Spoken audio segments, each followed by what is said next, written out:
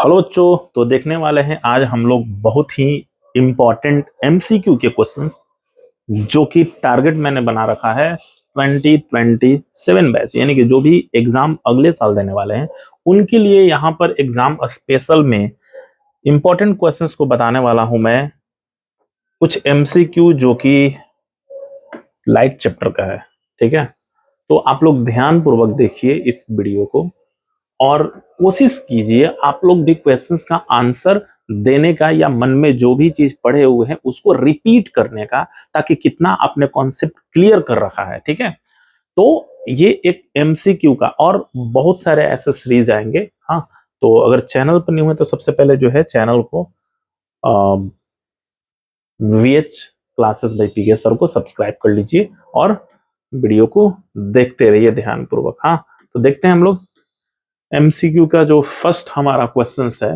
हाँ, वो है कि the angle of incidence is equal to the angle of reflection. कह रहा है ना कि एंगल ऑफ इंसिडेंट जो है एंगल ऑफ रिफ्लेक्शन के इक्वल है। तो ये कौन सा लॉ है? बहुत अच्छे से पता होगा सब लोगों को। हाँ, तो इसको हम लोग नाम क्या देते हैं जी? तो ये first law of reflection. Reflection क्या होता है जी? तो bouncing back of light from a smooth surface, यानी कि किसी भी स्मूथ सरफेस से लाइट इंसिडेंट किया और वहां से रिफ्लेक्ट कर गया, that is the reflection of light, ठीक है। तो फर्स्ट लॉ जो है ये कुछ था, और इसका सेकेंड लॉ भी यहीं पर हम लोग क्लियर करेंगे कि incident ray, reflected ray and normal all lies in the same plane. कहने का मतलब कि अगर कोई स्मूथ सरफेस है तो इंसिडेंट, रिफ्लेक्टेड और नॉर्मल सारे के सारे ऑल प्लेन पर रहते हैं। ये कहने का मतलब कि एक लॉ हो गया, ठीक है। सेकंड क्वेश्चन हमारा है कि which mirror is use as a rear view mirror. हाँ, किस मिरर को जो है हम लोग ना यूज जो है रियर व्यू के रूप में करते हैं। रियर व्यू कहने का मतलब कि जो बाइक या स्कूटी वगैरह जो आप चलाते हैं तो उसके जो साइड वाला जो मिरर होता है that is the rear view. हाँ, तो उसमें हम लोग यूज कर लेते हैं कॉन्वेक्स, याद रखिएगा कॉन्वेक्स। इसका रीजन क्या है जी? रीजन ये है कि ये वाइडर फील्ड देता है। हाँ, wider field of view and always form erect image देता है, ठीक है। और एक चीज यहीं पर याद रखना है कि इरेक्ट जब रहेगा ना, अगर इमेज इरेक्ट रहेगा तो वो ऑलवेज वर्चुअल ही जाएगा, ठीक है। तो जस्ट इसका अपोजिट क्या हो जाएगा जी? कि अगर रियल रहेगा तो वो ऑलवेज इन्वर्टेड जाएगा। कंफ्यूज मत होइएगा, इन्वर्टेड उल्टा को हम लोग बोलते हैं, ठीक है, और इरेक्ट सीधा को हम लोग बोलते हैं। तो कहने का मतलब कि अगर मान लीजिए आप गाड़ी चला रहे हैं और पीछे से कोई ट्रक आ रहा है, तो सिंपल सी बात है अगर वाइडर फील्ड नहीं देगा तो इतना बड़ा ट्रक का छोटा सा इमेज कैसे बनेगा और कैसे आप देख पाइएगा, और नहीं आप उसको पास दे पाइएगा। दैट्स वाई हम लोग यूज करते हैं इसमें कॉन्वेक्स। नेक्स्ट क्वेश्चन की अगर बात किया जाए तो नेक्स्ट क्वेश्चन है हमारा कि ध्यान दीजिएगा, क्वेश्चन है कि a concave mirror has a focal length जो है एफ का वैल्यू जो है वो 20 मेंशन है and its radius of curvature R का वैल्यू क्या है। तो एक फॉर्मूला आप लोग ध्यान में रखिएगा, या याद भी होगा कि F is equal to R upon 2। तो सिंपल सी बात है कि एफ का वैल्यू दिया हुआ है 20 इक्वल टू आर अपॉन 2, इसको क्रॉस मल्टीप्लाई करिएगा तो आर इक्वल टू हो जाएगा 40, ठीक है। तो ये हो गया 40 सेंटीमीटर, ऑप्शन नंबर सी, ठीक है। नेक्स्ट क्वेश्चन की तरफ बढ़िएगा। मिरर फॉर्मूला पूछ रहा है कि मिरर फॉर्मूला क्या है। दोनों फॉर्मूला हम लोग क्लियर करेंगे यहीं पर, मिरर फॉर्मूला भी और लेंस फॉर्मूला भी। तो मिरर फॉर्मूला क्या है जी? 1/v plus 1/u equal to 1 upon F, ठीक है। और वही अगर लेंस फॉर्मूला की बात किया जाए तो 1/v minus 1/u equal to 1/f, ठीक है। ये दोनों फॉर्मूला याद रखिएगा। दूसरी चीज कि v क्या है जी? तो v जो है हमारा वो इमेज डिस्टेंस है, v जो है हमारा इमेज डिस्टेंस है। अगर u की बोला जाए बात तो ये ऑब्जेक्ट डिस्टेंस है, और अगर बात किया जाए f का तो f हमारा क्या है जी?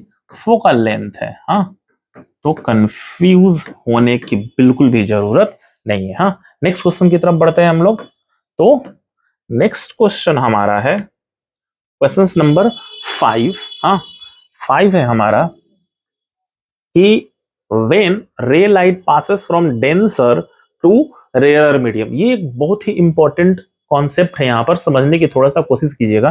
पहली बात समझते हैं कि ये डेंसर मीडियम और रेयर मीडियम होता क्या है। हाँ, डेंसर मीडियम कहने का मतलब ना कि जहां पर स्पीड ऑफ लाइट जो है वो स्लो हो जाए, ठीक है। डेंसर मीडियम और रेयरर मीडियम जहां पर स्पीड ऑफ लाइट फास्ट हो जाए। कहने का मतलब कि अगर हम लोग बात करेंगे एयर और वाटर का, ठीक है, तो एयर और वाटर में वाटर जो है वो डेंस हो जाएगा, हाँ, क्योंकि वहां पर स्पीड ऑफ लाइट जो है वो थोड़ा सा स्लो हो जाएगा कंपैरिजन टू एयर। अगर वही हम लोग बात करेंगे कि वाटर और ग्लास में, शीशा में, हाँ, तो वाटर और ग्लास में अगर कंपैरिजन कीजिएगा तो ग्लास जो है वो डेंसर मीडियम हो जाएगा और जो वाटर है वो रेयरर मीडियम हो जाएगा। तो यहाँ पर जो क्वेश्चंस है, जैसे कि एक डायग्राम के थ्रू इसको समझते हैं हम लोग, हाँ, सपोज कि कोई स्मूथ सरफेस है, हाँ, जो कि डिवाइड कर रहा है, दो मीडियम को डिवाइड कर रहा है। यहाँ पर हम बना देते हैं एयर और ये हम लोग सपोज कर लेते हैं कि मीडियम 2 जो है वो हमारा वाटर है, ठीक है। ये बीच में हमारा आ गया नॉर्मल, ठीक है। अब सपोज करते हैं कि लाइट जो है हमारा इंसिडेंट करता है, ये एयर हो गया, तो सिंपल सी बात है कि ये हो गया हमारा रेयरर मीडियम और ये हमारा हो गया डेंसर मीडियम, यानी कि ये हमारा रेयरर मीडियम हो गया और ये हमारा डेंसर मीडियम हो गया। तो लाइट अगर सपोज कि यहां से इंसिडेंट करेगा, हाँ, यहां से अगर इंसिडेंट करता है लाइट, हाँ, तो याद रखना है कि रेयरर टू डेंसर और दूसरा होगा डेंसर टू रेयरर। फिलहाल तो यहाँ पर समझिए, तो डेंसर टू रेयरर जा रहा है तो ये ना अवे हो जाएगा, हाँ, यानी कि नॉर्मल से क्या होगा जी, दूर भागेगा। तो सिंपल सी बात है कि यहाँ पर रेयरर टू डेंसर जा रहा है तो ये क्या करेगा, नॉर्मल इधर है तो नॉर्मल की तरफ ही ये झुक जाएगा, ठीक है। याद रखना है आपको कि डेंसर टू रेयरर जाएगा। अगर मान लीजिए कि ये इधर अगर वाटर होता, इधर वाटर और ये एयर होता तो ये लाइट कुछ ऐसे भागता, ठीक है। तो कॉन्सेप्ट आई होप कि clear. Denser to rarer means कि अवे फ्रॉम नॉर्मल, नॉर्मल से दूर भागेगा, लेकिन वही अगर रेयरर टू डेंसर तो वो नॉर्मल की तरफ बेंड हो जाएगा। नेक्स्ट क्वेश्चन है, रिफ्रैक्टिव इंडेक्स दिया हुआ है ग्लास का 1.5 दिया हुआ है, हाँ, म्यू का जो वैल्यू दिया हुआ है वो 1.5 है और स्पीड इन द एयर, यानी कि स्पीड जो है, स्पीड ऑफ लाइट, उसका दिया हुआ 3 × 10⁻⁸ मीटर पर सेकंड और ये फिक्स वैल्यू है, सी का वैल्यू है, याद रखिएगा।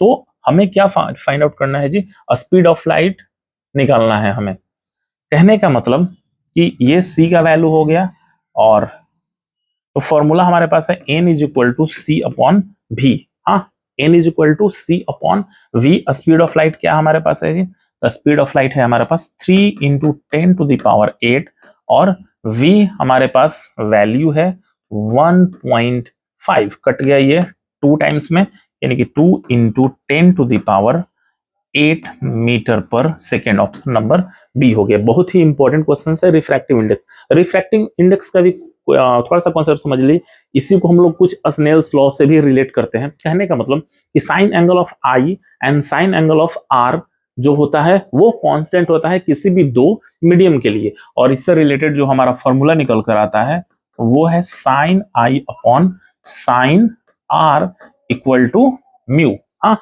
इसी को हम लोग रिफ्रैक्टिव इंडेक्स का फॉर्मूला के नाम से जानते हैं। नेक्स्ट क्वेश्चन की तरफ अगर मूव किया जाए तो क्वेश्चन नंबर हमारे पास है 7, हाँ, 7 क्या है जी, क्वेश्चन 7 जो है वो कॉन्वेक्स लेंस है जिसका फोकल लेंथ 25, यानी कि एफ का वैल्यू दे दिया है 25 सेंटीमीटर। पावर हमसे पूछ रहा है कि क्या होगा, यानी कि लेंस का पावर, और लेंस का पावर का फॉर्मूला क्या होता है जी, P = 1/f। फॉर्मूला बिल्कुल ही याद रखना है क्योंकि सारा क्वेश्चन फॉर्मूला बेस पर होते हैं, हाँ, तो P = 1/f, हाँ, तो 1 सिंपल सा लिख दिए और फोकस क्या है हमारे पास 25 है। ये ध्यान में रखना है कि ये जो 1 यहाँ पर जो फॉर्मूला में 1 होता है वो नॉर्मल मीटर में होता है, लेकिन हमें मेंशन किस में करना होता है, सेंटीमीटर में, हाँ। तो चूंकि डायोप्टर, एक चीज और याद रखना कि पावर ऑफ लेंस का एसआई यूनिट की अगर बात किया जाए तो वो क्या होता है, डायोप्टर, हाँ। तो यहां पर हो जाएगा 100, ये कट गया 4 टाइम्स, यानी कि 4 डायोप्टर, और ऑप्शन नंबर सी हो गया आंसर, ठीक है।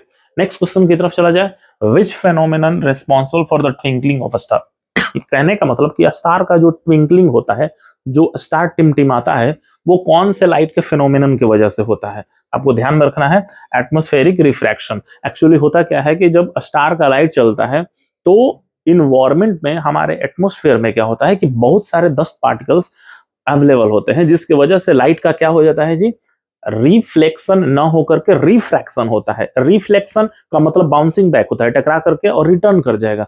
दूसरा टर्म्स होता है रिफ्रैक्शन। रिफ्रैक्शन कहने का मतलब कि वो one medium to another medium में पास आउट करेगा, और पास होने के कंपेरिजन मतलब कि जैसे ही पास करता है वहां पर बेंडिंग होता है, लाइट का फ्रीक्वेंट बेंडिंग होते रहता है, दैट्स वाई ये फेनोमेनन देखने को मिलता है। नेक्स्ट क्वेश्चंस की अगर बात किया जाए तो नेक्स्ट क्वेश्चन है हमारे पास लेंस फॉर्मूला।